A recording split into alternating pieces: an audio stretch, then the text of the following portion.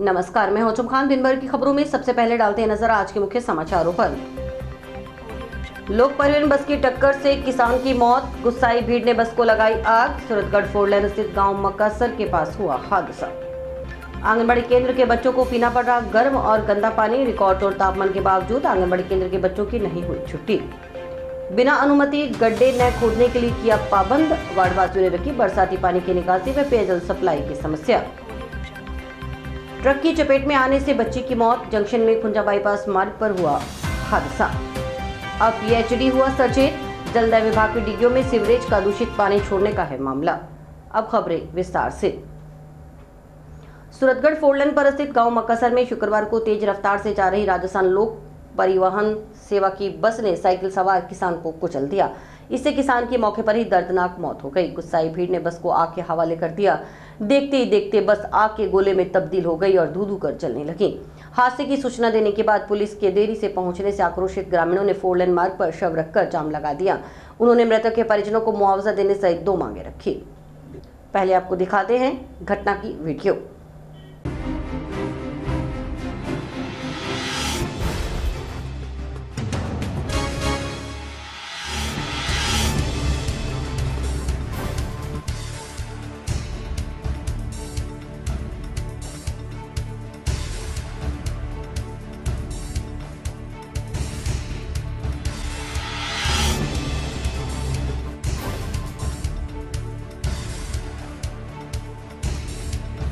जानकारी के अनुसार गांव मक्कासर निवासी किसान बलकार सिंह शुक्रवार सुबह साइकिल पर सवार होकर खेत से घर लौट रहा था।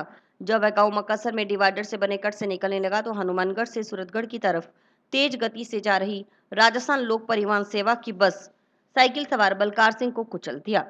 हादसे में गंभीर चोटें लगने से किसान ने मौके पर ही दम तोड़ दिया। बस का चालक वाहन को मौके पर रोककर भाग निकला। बस में सवार सभी यात्री नीचे उतर गए। मौके पर एकत्रित हादसे से गुस्साए ग्रामीणों ने बस को आग लगा दी। सूचना मिलने पर जिला परिषद सदस्य मनीष गोदारा सहित अन्य गणमान्य नागरिक मौके पर पहुंचे। हादसे के बाद करीब 1 घंटे तक पुलिस के मौके पर नहीं पहुंचने से आक्रोशित ग्रामीणों का गुस्सा फूट पड़ा और उन्होंने शव को सड़क पर रखकर जाम लगाते हुए धरना शुरू कर दिया। उन्होंने मृतक बलकार सिंह के परिजनों को मुआवजा देने, सूरतगढ़ मार्ग पर राजस्थान लोक परिवहन सेवा की बसों का संचालन तुरंत प्रभाव से बंद करने, रोडवेज बस के स्टॉपेज शुरू करने और बैरिकेड्स रखवाने की मांग की। इसके बाद प्रशासन व पुलिस के अधिकारी मौके पर पहुंचे और आक्रोशित ग्रामीणों से वार्ता की। मौके पर बड़ी संख्या में पुलिस बल तैनात रहा। समझाइश के बाद ग्रामीण जाम खोलने को तैयार हुए। उधर आग लगने से बस पूरी तरह से जल गई। इस मौके पर जिला परिषद सदस्य मनीष गोदारा ने कहा कि राजस्थान लोक परिवहन सेवा की बस परलोक में ले जाने का काम कर रहे हैं। हादसा करने वाली बस की तेज गति से जा रही थी। इसके नीचे कुचले जाने से उनके गांव के किसान की मौके पर दर्दनाक मौत हो गई। अपने पूरे परिवार का लालन पालन करने वाला किसान बलकार सिंह था। उन्होंने बताया कि करीब 6-7 माह पहले भी उनके गांव के बाइक सवार पिता पुत्री की बस की टक्कर लगने से मौके पर मौत हो गई थी। अन्य लोगों के लिए यह सड़क सुविधा देने का काम कर रही है, लेकिन उनके गांव के लिए यह सड़क कलंक बनकर रह गई है। मनीष गोदारा ने आरोप लगाया कि यहाँ का प्रशासन भी यह चाहता है कि दोबारा इस तरह की घटनाओं की पुनरावृत्ति हो। उन्होंने हादसा होते ही 10 बजे जंक्शन पुलिस थाने में सूचना दी कि तत्काल पुलिस को मौके पर भेजा जाए। गुस्साई भीड़ उग्र हो सकती है, लेकिन पुलिस 11 बजे मौके पर पहुंची। इसका नतीजा ये रहा कि गुस्साए युवाओं ने बस को आग के हवाले कर दिया। उन्होंने चेतावनी दी कि आज से वे गांव मक्कासर से राजस्थान लोक परिवहन सेवा की बसों को नहीं निकलने देंगे। साथ ही कहा कि प्रशासनिक अधिकारी उनके बीच आकर वार्ता करें। ये दुखद घटना है हमारे लिए कि हमारा किसान साथी जो कम से कम 45-40 साल की उम्र में अपने खेती का, अपने परिवार का लालन पोषण करता था, अभी साइकिल से वो घर आ रहा था अपने। तो लोक परिवहन है जो हमारे मक्कासर के लिए तो ये परलोक वाहन बन चुकी है, परलोक में ले जाने का काम कर रही है। मेरे गांव के कम से कम 8 और 10 के करीब नौजवान साथी है जो इन बस की बलि चढ़ गए। आज हमारी शहादत है हमारे साथियों की, जो आज लोक परिवहन के साथ जो हालात हुए हैं। ये हमारे किसान साथी जो खेत से आ रहा था, इसके परिवार में एक बलकार सिंह जी ये नाम है हमारे भाई का। इस परिवार में बलकार सिंह था जिसकी वजह से घर का चूल्हा जलता था। बच्चे छोटे हैं और परिवार भी सामान्य परिवार से है। प्रशासन भी आज यहाँ पे आया। हमें इस बात का दुख है कि 1 घंटे के बाद में यहाँ पे पुलिस पहुँच रही है जो मक्कासर गाँव हनुमानगढ़ जंक्शन से सिर्फ 2 या 3 किलोमीटर की दूरी पे है। इसकी वजह से ये घटना, देरी आने की वजह से ये सारी घटना हुई है।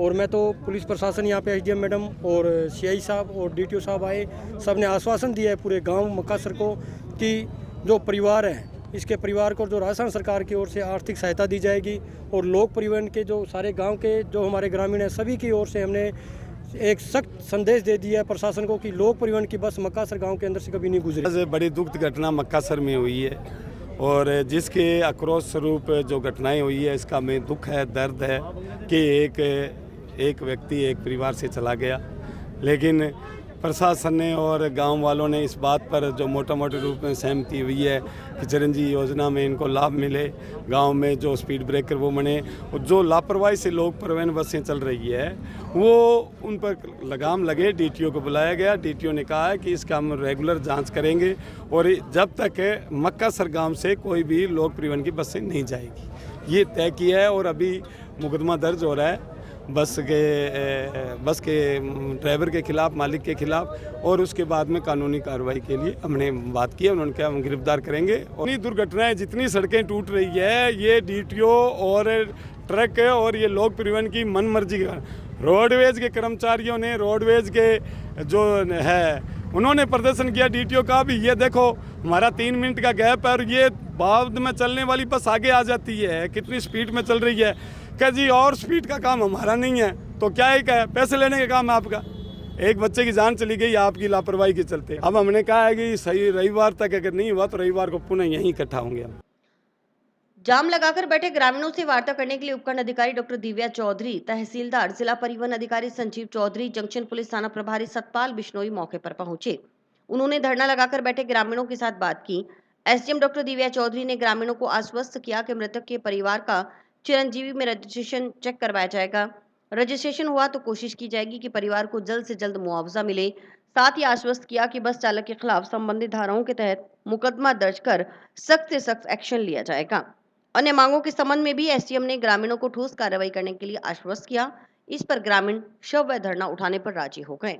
एक लोक परिवहन की टक्कर से मक्कासर गांव में एक व्यक्ति की जो साइकिल पे जा रहे थे उनकी डेथ हो गई है, जिसको लेके ग्रामीणों ने यहाँ धरना दिया है और इनकी कुछ डिमांड थी, जिसके बेसिस पे आज मैं और डीटीओ साहब, तहसीलदार जी और एसएचओ साहब सब यहीं थे। ग्रामीणों के साथ हमने बात करी है। ग्रामीणों की कुछ डिमांड है, यहाँ पे लोक परिवहन बसेज़ को इस गांव से निकलने के लिए मनाही करने की, रोडवेज के यहाँ स्टॉपेज फाइनल करने की, कुछ एक पुलिस की तरफ से बैरिकेड रखने की, और जो पीड़ित परिवार है उसके मुआवजे के रिगार्डिंग बात हुई है। तो पीड़ित परिवार का चूँकि चिरंजीवी में हम लोग एक बार रजिस्ट्रेशन चेक करवा लेंगे। रजिस्ट्रेशन हुआ तो हम लोग कोशिश करेंगे कि जल्द से जल्द परिवार को मुआवजा मिल जाए। नगर परिषद द्वारा जलदाय विभाग की डिग्गियों में सीवरेज का दूषित पानी छोड़ने के संबंध में जलदाय विभाग ने संज्ञान लिया है। गुरुवार को पीएचईडी ने नगर परिषद को पत्र जारी कर इस पानी को बंद करने के आदेश दिए हैं। इसके बाद भी अगर पानी बंद नहीं हुआ तो सख्त एक्शन लिया जाएगा। नगर परिषद द्वारा सीवरेज का गंदा पानी खुले में छोड़ने का मामला एक बार फिर सुर्खियों में आ गया है। नगर परिषद द्वारा सीवरेज का गंदा पानी खुले में छोड़ने का मामला एक बार फिर सुर्खियों में आया। हालांकि यह मामला कुछ दिनों से सुर्खियों में चल रहा था और पॉल्यूशन कंट्रोल बोर्ड द्वारा इस संबंध में नगर परिषद को नोटिस भी दिया गया था। नोटिस अनुसार नगर परिषद द्वारा सीवरेज का पानी खुले में छोड़ना नियमानुसार नहीं है और इसके लिए नगर परिषद पर जुर्माना भी लगाया जा सकता है।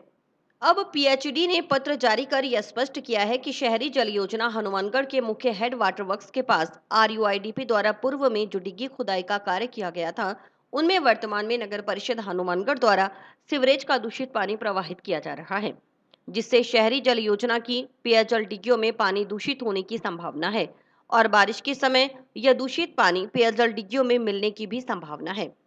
इसलिए इस दूषित पानी को जल योजना की डिग्गियों में प्रवाहित करने से तुरंत प्रभाव से बंद करवाने का श्रम करें। बुधवार को राजस्थान राज्य प्रदूषण नियंत्रण मंडल द्वारा भी नगर परिषद को नोटिस भेजा गया था।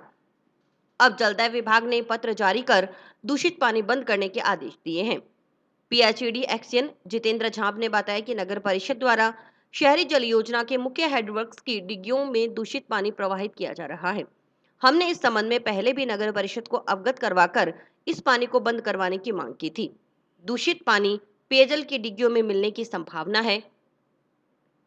गौरतलब है कि जंक्शन में जोड़कियां फाटक स्थित सीवरेज ट्रीटमेंट प्लांट बंद पड़ा है। या रोजाना पहुंच रहा लाखों लीटर दूषित पानी के कारण बंधा टूटने की कगार पर पहुंच चुका था। ऐसे में अब नगर परिषद सीवरेज का गंदा पानी अबोहर बाईपास के पास जलदाय विभाग की निर्माणाधीन डिग्गियों और उसके आसपास में छोड़ा जा रहा है। वहीं आपको बता दें कि वर्तमान में नगर परिषद की ओर से जलदाय विभाग की डिग्गियों में छोड़ा जा रहा पानी बंद कर दिया गया है। नाले को भी बंद करवा दिया गया है ताकि दूषित पानी का प्रवाह डिग्गियों में न हो।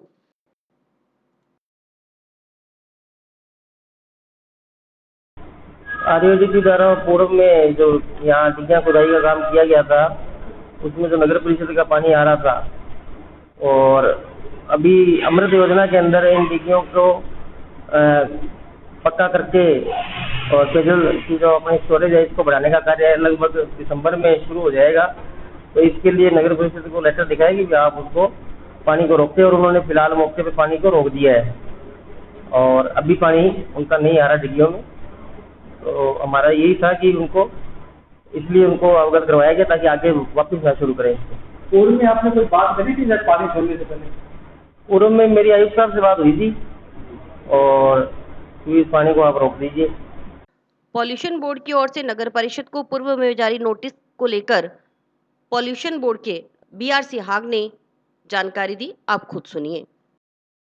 नगर परिषद के एसटीपी से बिना औपचारिक पानी को ये बाहर बहा रहे हैं और पास में कोई पीएचडी की डिग्गी में ये पानी डाल रहे हैं। इस खबर पर संज्ञान लेते हुए हमने नगर परिषद को नोटिस जारी किया है। 15 दिवस में इससे जवाब मांगा है। अब उनका क्या जवाब आता है, कोई सुधार करते हैं तो आगे की कार्रवाई उस हिसाब से करते हैं। हम बिना औपचारिक सीवरेज के पानी को बाहर नहीं बहा सकते, उसका उपचारण जरूरी है। उपचारण के बाद भी उस पानी का गेनफुल यूटिलाइज हो, उसका सही जगह उसका उपयोग हो। जी। स्कूलों में ग्रीष्मकालीन अवकाश शुरू हो चुके हैं, लेकिन आंगनबाड़ी केंद्रों पर 3 से 6 साल तक के मासूम बच्चों को बुलाया जा रहा है, वह भी तब जब अधिकतम तापमान अपने रिकॉर्ड स्तर पर है। ऐसे में बच्चों के बीमार होने का खतरा मंडरा रहा है। प्रचंड गर्मी के बावजूद आंगनबाड़ी केंद्रों पर बच्चों के लिए पानी की उचित व्यवस्था नहीं है। एक कमरे में चल रहे कई आंगनबाड़ी केंद्रों के हालात तो ये हैं कि बच्चों को गर्म और गंदा पानी पीना पड़ रहा है। इस कारण अभिभावक भी अपने बच्चों को आंगनबाड़ी केंद्र पर भेजने से कतरा रहे हैं। अभिभावकों के साथ आंगनबाड़ी कार्यकर्ताओं ने राज्य सरकार से मांग की है कि भीषण गर्मी के प्रकोप को देखते हुए आंगनबाड़ी केंद्र के बच्चों की भी छुट्टियां की जाएं। ग्राम पंचायत मक्कासर के एक केंद्र के आंगनबाड़ी केंद्र बी की सहायिका गीता ने बताया कि वर्तमान में भीषण गर्मी का दौर जारी है। निजी सरकारी विद्यालयों में तो ग्रीष्मकालीन अवकाश शुरू हो गए, लेकिन आंगनबाड़ी केंद्रों के बच्चों की छुट्टियां नहीं की गई। हालांकि गर्मी के मौसम में आंगनबाड़ी के बच्चों का समय 7:30 बजे से 9:30 बजे कर दिया गया है। केंद्र में न तो पानी की सुविधा और न ही शौचालय की। किसी के घर में पानी भरकर लाना पड़ता है। बच्चों को गर्म पानी पीना पड़ता है। एक पंखे के नीचे बच्चे बैठे रहते हैं। बच्चों के बीमार होने का पूरा खतरा रहता है। अभिभावकों ने बताया कि भीषण गर्मी के बावजूद आंगनबाड़ी केंद्र पर कोई सुविधा नहीं है, इससे बच्चों के बीमार होने का डर रहता है। उन्होंने आंगनबाड़ी केंद्र पर बच्चों के लिए आवश्यक व्यवस्थाएं करने की मांग की। गर्मी बहुत ज्यादा पड़ने के कारण मैं ये चाहती हूँ कि स्कूलों की छुट्टी हुई है, वैसे सभी आंगनबाड़ी बच्चों की भी छुट्टी होनी चाहिए। अब गर्मी में आंगनबाड़ी के बच्चों का टाइम 7:30 से 9:30 कर दिया गया है। वैसे टाइम 7 से लेके 11 तक का है और यहाँ पे आंगनबाड़ी में ना तो पानी की कोई सुविधा, बाथरूम, किसी चीज की कोई भी सुविधा नहीं है। एक पंखा है जिसके नीचे सभी बच्चे बैठे रहते हैं। तो क्या माँ बाप बच्चे भेजते? गर्मी बहुत है, कोई व्यवस्था नहीं है। टैंकी का पानी बच्चे पिए, हमारे बच्चे भेज के यहाँ पे राजी नहीं है क्योंकि बीमार जाएंगे। अगर जिम्मेवार कौन है? सुबह स्कूलों की आंगनबाड़ियों की होगी नहीं होती क्या? भी नहीं, यहाँ पे कोई नहीं है, कोई कुछ नहीं। गर्मी बहुत है, पक्का चाहे उसकी हवा नहीं है और पानी की तक रही है, बच्चों की व्यवस्था रहने की और कूलर की भी व्यवस्था है। यहाँ शौचालय और है क्या लेटिंग? यहाँ पे बहुत गर्मी पड़ी है। कंडक्टर अंकल से कहना चाहती हूँ छुट्टी कर दे। तो पानी की व्यवस्था नहीं है, यहाँ पे ठंडा पानी नहीं मिलता, बहुत ज़्यादा लगती है। बैठा जाता है थोड़ा कि यहाँ पे बहुत गर्मी पड़ती है, यहाँ पे छुट्टियाँ करवा दो। आंगनबाड़ी केंद्र एक की सहायिका ममता ने बताया कि उन्हें भी पड़ोस से पानी लेकर आना पड़ रहा है। आंगनबाड़ी केंद्र पर लगा हुआ पंखा धीरे चलता है। आंगनबाड़ी 1 की ए है व्यवस्था, इसमें कितने बच्चे हैं? पंजीकृत भी हैं 10-12, कई बार 15 भी हो जाते हैं। कारण क्या है? गर्मी का असर है। कुछ बच्चे बीमार हो रहे हैं, कुछ छुट्टियां हैं तो ननिहाल वगैरह गए हैं। गर्मी को देखते हुए आंगनबाड़ी टाइम क्या रखा है? नहीं सर, इसका सेल हो रहा है। टाउन शहर की बरकत कॉलोनी स्थित महात्मा गांधी अंग्रेजी माध्यम विद्यालय में संचालित आंगनबाड़ी केंद्र 35A की कार्यकर्ता सीमा भाटी ने बताया कि स्कूल के बच्चों की छुट्टियां हो गई हैं। उनके आंगनबाड़ी केंद्र में 3 से 6 वर्ष के बच्चे आ रहे हैं। इन बच्चों को भी छुट्टियां जरूरी है। समय अवश्य बदला है, लेकिन उन्हें सुबह 7 बजे से 11 बजे तक आंगनबाड़ी केंद्र पर बैठना होता है। जिस समय तक बच्चों के सोने का समय होता है, उस समय आंगनबाड़ी केंद्र का समय है। सहायिका बुलाने जाती है तो बच्चे सो रहे होते हैं। गर्मी में पानी की सुविधा नहीं, बच्चे बीमार हो रहे हैं। उन्होंने सरकार से मांग की कि स्कूल के साथ ही आंगनबाड़ी केंद्र के बच्चों को भी गर्मियों की छुट्टियां दी जाएं। वे अपना कार्य पूर्व की भांति करती रहेंगी। पोषाहार बच्चों के घर उपलब्ध करवा दिया जाएगा। टीकाकरण भी बच्चों को बुलाकर करवा दिया जाएगा। मैं सर आज 15 साल से वर्क कर रही हूँ आंगनवाड़ी का। तो सर सभी स्कूलों में, जैसे अब स्कूल में है मेरा, तो स्कूल में सब बच्चों की छुट्टियां हो चुकी है। तो हमारे तो 3 से 6 वर्ष के बच्चे आ रहे हैं सर, उनकी छुट्टियां बहुत जरूरी है। हाँ, सरकार ने टाइम चेंज कर लिया, कलेक्टर साहब ने, हमारे डीडी सर ने टाइम चेंज करवाया है 7:30 से 9:30 का, और हमें तो 7 से 11 बजे तक ही बैठना होता है। पर सर जिस टाइम बच्चों का सोने का होता है उस टाइम आंगनवाड़ी का टाइम रखा है, तो बच्चे सही टाइम पे आ नहीं पाते। 9:30 बजे तक बच्चे आते हैं तो हम छुट्टी कर देते हैं। तो मेरा सरकार से यही अनुरोध है कि बच्चों की छुट्टियां कर दे और हम अपना वर्क है वो कंटिन्यू जारी रखें। महिला एवं बाल विकास उप निदेशक प्रवेश सोलंकी ने बताया कि वर्तमान में हीट वेव की स्थिति चल रही है। इसके चलते आंगनबाड़ी केंद्रों का समय 2 घंटे कम किया गया है। हीट वेव की स्थिति को देखते हुए जयपुर स्तर पर भी निवेदन किया गया है कि आंगनबाड़ी केंद्र में आने वाले बच्चे 3 से 6 साल के हैं, बच्चों की छुट्टियों कर दी जाएं। निदेशालय सर ही इस संबंध में आदेश जारी कर सकता है। उन्होंने बताया कि आंगनबाड़ी केंद्र पर पानी व शौचालय की व्यवस्था जिला परिषद के सहयोग से करवाई जा रही है। केंद्रों में शौचालय का निर्माण करवाया जा रहा है। पानी के कनेक्शन की भी व्यवस्था करवाई जा रही है। कोई भी आंगनबाड़ी केंद्र खुले में नहीं चल रहा। जैसे कि आपको सभी को मालूम है कि हीट वेव की स्थिति चल रही है, उसको देखते हुए प्रशासन के संपर्क के द्वारा हम लोगों ने आंगनबाड़ी केंद्रों का टाइम, जो कि हम जिला स्तर पे करवा सकते हैं, 2 घंटे हमने कम करा दिया है। 7:30 बजे से लेकर के 9:30 बजे तक का टाइम वर्तमान में है। और उसको हीट वेव की चेतावनी को देखते हुए जयपुर स्तर पर भी हमने निवेदन किया है कि इसका टाइम, इसको छुट्टियां कर दी जाए। कम से कम 3 से 6 साल पे आने वाले बच्चों की छुट्टियां जरूर कर दी जाए। नगर परिषद की ओर से चलाए जा रहे नगर परिषद आपके द्वार अभियान के दूसरे चरण के तहत नगर परिषद की टीम सभापति सुमित रणवा के नेतृत्व में शुक्रवार को टाउन के वार्ड 24, 27 और 28 में पहुंची और सफाई व्यवस्था का जायजा लिया। निरीक्षण के दौरान सभापति सुमित रणवा ने वार्ड में सफाई व्यवस्था की सराहना करते हुए कहा कि यह स्वच्छता हमारे शहर का गौरव है। इस स्वच्छता का श्रेय केवल नगर परिषद के स्वच्छता सैनिकों को ही नहीं, बल्कि वार्ड पार्षद और वार्डवासियों की जागरूकता को भी जाता है। वार्डवासी अपनी जागरूकता के माध्यम से ही वार्ड को साफ सुथरा रख सकते हैं।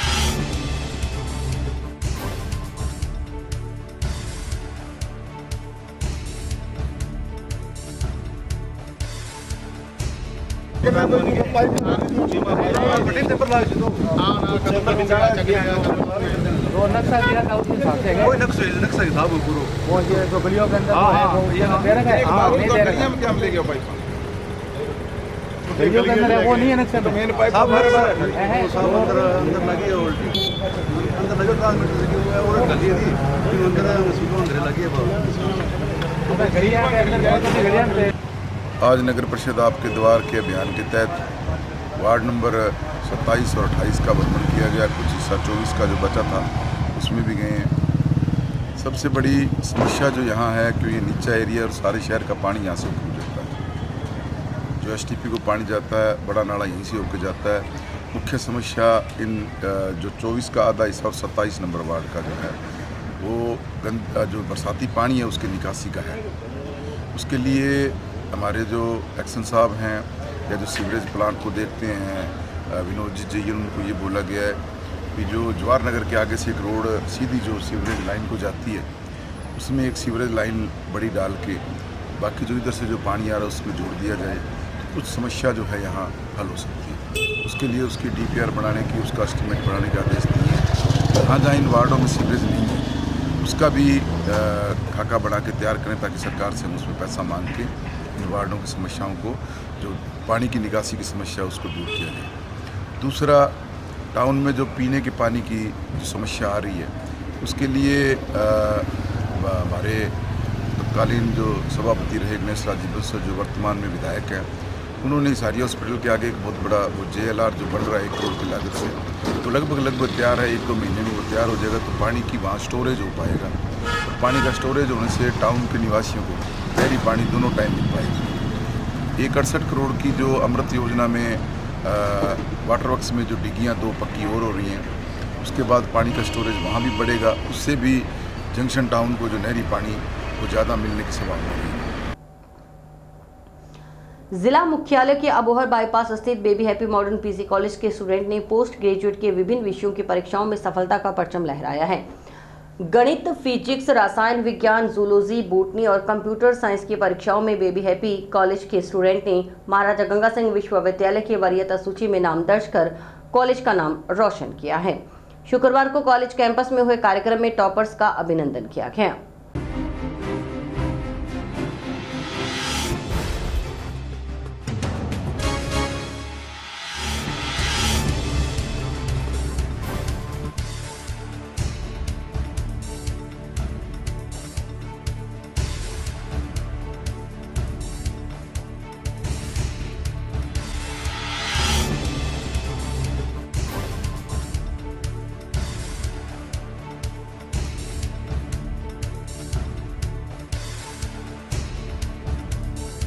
आप सबको ये बताते हुए बड़ी खुशी हो रही है कि baby happy modern PG college के स्टूडेंट ने PG क्लास की साइंस फैकल्टी में भी महाराजा गंगा सिंह विश्वविद्यालय बीकानेर की वरीयता सूची में स्थान हासिल कर कॉलेज का गौरव बढ़ाया है। दरअसल baby happy modern PG college की पहचान ही बेहतर परीक्षा परिणाम है। हर साल दर्जनों स्टूडेंट यूनिवर्सिटी के टॉपर रहते हैं। जीवन में अनुशासन का बड़ा महत्व है। जो युवा अनुशासन में दायरे में रहकर पढ़ाई करते हैं वह ही सफलता का परचम लहराते हैं। हम उम्मीद करते हैं कि आगे भी कॉलेज के मेधावी विद्यार्थी श्रेष्ठ परिणाम की प्रपाटी को कायम रखेंगे। मेरा नाम मोहम्मद आरिफ है। मैंने MSc मैथमेटिक्स के अंदर 83% प्राप्त करके प्रथम स्थान हासिल किया है और मैं इसका श्रेय राजकुमार अरोड़ा सर को देना चाहता हूँ। और स्कूल, हमारे कॉलेज का वातावरण बहुत ही अच्छा रहा है। बहुत अच्छे से पढ़ाई करवाते हैं यहाँ पे और मुझे बहुत ही खुशी है कि मेरा पहला स्थान है और इसमें यहाँ के अध्यापकों का बहुत साथ रहा है। मेरा नाम नीनू सेतिया है। मैंने MSc फिजिक्स सेमेस्टर फर्स्ट के एग्जाम यहीं से अभी दिए हैं इसी साल और मेरे परसेंटेज 77% बने हैं MSc फिजिक्स फर्स्ट सेमेस्टर में। और यहाँ पे सभी अध्यापकगण की मदद से और बहुत अच्छे परसेंटेज बन गए और आज कॉलेज वालों ने हमें सम्मानित किया है और ये प्राइज दिया हमें। जिला मुख्यालय को भारतमाला परियोजना से जोड़ने के लिए कोहला से प्रस्तावित इंटरचेंज को बनाने के संबंध में विधायक गणेशराज बंसल ने शुक्रवार को द्वारका दिल्ली स्थित NHAI मुख्यालय के उच्च अधिकारियों से मुलाकात की। विधायक गणेशराज बंसल ने NHAI के सदस्य आलोक दीपांकर और वरिष्ठ अधिकारी IAS विशाल चौहान से मुलाकात कर मामले से अवगत करवाया। विधायक बंसल ने बताया कि वर्तमान में जिला मुख्यालय का भारतमाला से जुड़ाव नहीं है। साइड में बने कट से वाहन भारतमाला पर चढ़ते हैं। भारतमाला से जिला मुख्यालय का जुड़ाव नहीं होने से वाहन चालक परेशान है। अगर कोहला में इंटरचेंज बनता है तो इससे क्षेत्र के नागरिकों को बड़ी राहत मिलेगी। NHAI के अधिकारियों की ओर से शीघ्र ही मामले का समाधान कर कोहला में प्रस्तावित इंटरचेंज का काम शुरू करवाने का आश्वासन दिया है। जंक्शन में खुंजा बाईपास मार्ग पर स्थित वार्ड 4 में बाबा रामदेव मंदिर के पास सड़क क्रॉस कर रही एक बालिका ट्रक की चपेट में आ गई। हादसे में गंभीर चोटें लगने से बालिका की मौके पर ही मौत हो गई। मृतका की पहचान 3 साल 4 माह यमुना पुत्री राम स्वरूप भाट निवासी वार्ड 4 नई खुंजा के रूप में हुई है। हादसे के संबंध में मृतका के पिता राम स्वरूप ने जंक्शन पुलिस थाना में ट्रक चालक के खिलाफ मुकदमा दर्ज करवाया है। पुलिस ने पोस्टमार्टम के बाद शव परिजनों को सौंप दिया।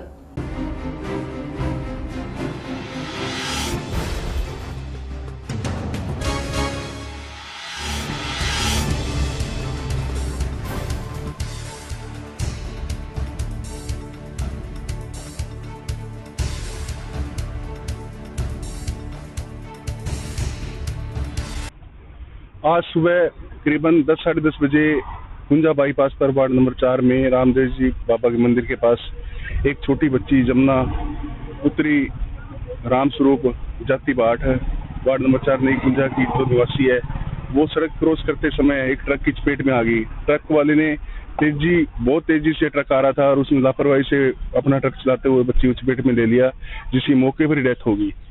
अब जो परिवार वाले हैं, अब पोस्टमार्टम में जो कार्रवाई चल रही है और परिवार वालों की मांग है प्रशासन से कि एक तो वहाँ पे स्पीड ब्रेकर लगाए जाएं और एक वहाँ पर स्पीड निर्धारित करने के लिए जो साइन बोर्ड लगते हैं उनको लगाने की मांग वार्डवासी जो कर रहे हैं।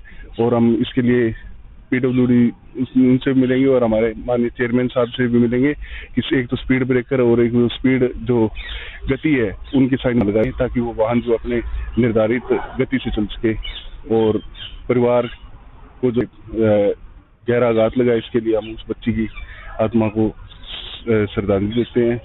मैं सुबह 10:30 बजे काम पे गया था, तब मेरी बच्ची ना आ रही थी घर पे। मैं गया था तब उसकी माँ इसको नहीं थी। मैं जाने के बाद 15 मिनट के बाद फोन आया कि सर ऐसे ऐसे करके बच्ची का एक्सीडेंट हो गया है। और मैं दुकान पे आगे घर पे आगे देखा तो मेरी बच्ची की डेड बॉडी लेके सरकारी हॉस्पिटल चले गए थे और वो मौके पे ही मौत हो गई। मैं सरकार से ये दरख्वास्त चाहता हूँ वहाँ एक तो स्पीड की ब्रेकर लगाए और छोटे बच्चे हैं, किसी और का बच्चे तो ये तो चल है, अगर कोई बड़ा इंसान आ जाए तो मैं सरकार से यही गुजारिश करता हूँ कि वहाँ स्पीड ब्रेकर लगाए जाए। 4 महीने की थी, मैंने RTM फार्म लगवाए थे, उसका दूसरे नंबर पर नंबर आ गया था। मैंने अभी उसके डॉक्यूमेंट जमा करवाए हैं। बेटी को लेकर बहुत सपने देखे थे साहब। जंक्शन की ड्रीमलैंड सुपर कॉलोनी में बनाए जा रहे सीवरेज निकासी टैंक का निर्माण रुकवा स्वीकृत नक्शे में दर्शाए गए स्थान पर ही निर्माण करने के लिए कॉलोनाइजर को पाबंद करने की मांग कॉलोनी वासियों ने की है।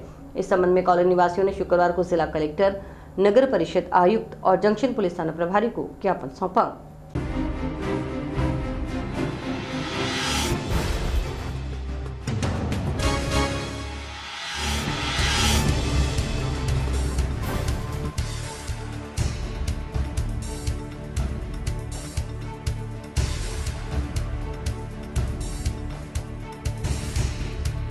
ड्रीमलैंड कॉलोनी में है, सुपर ड्रीमलैंड कॉलोनी में जो सीवरेज का पानी निकासी की जो सुविधा है वो सही नहीं है।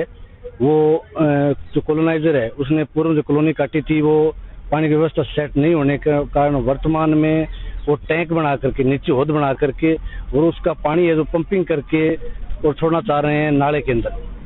जो टैंक बना रहे हैं वो टैंक एक व्यक्ति के कहे अनुसार उनके चाहता है, वो उनके नजदीकी हैं। उसने पूर्व में कंदूर कोर्ट में भी एक शपथ पत्र मिथ्या रूप से दिया था कि अभी ये जो कॉलोनी काटी गई है, ये निर्माण किया गया है, ये कॉलोनाइजर नहीं करके वो मेरा खुद का किया हुआ है। उसी व्यक्ति के प्रभाव में आकर कॉलोनाइजर है जो उनके घर के पास में रखा हुआ है, जो फैसिलिटी का स्थान रखा हुआ है, अभी कल को किसी प्रकार की कोई फैसिलिटी होगी तो उस स्थान से होगी।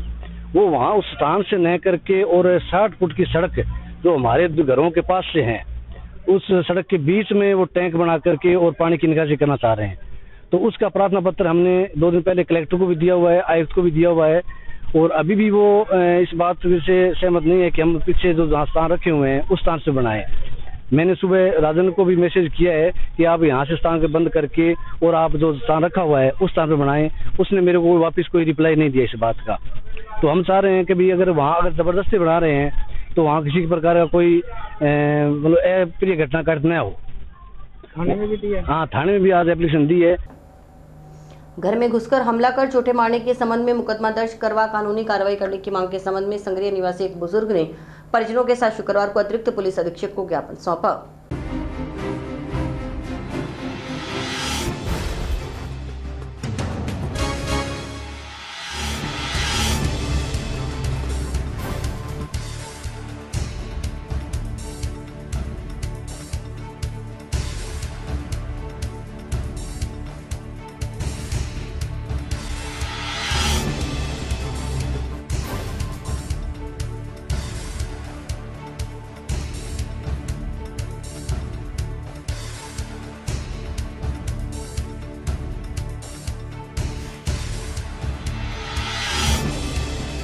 आज हम एसपी साहब को ज्ञापन देने के लिए आए हैं, जो कि एक संगरिया का मामला है 2 नंबर वार्ड में।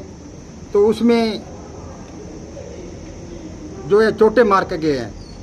एक तो सिर में धारदार हथियार से और एक दाहिनी लात को भी उन्होंने काट दिया, उसका भी ऑपरेशन हुआ, राड डली और बाएं हाथ के अंगूठे पर भी चोट लगी है।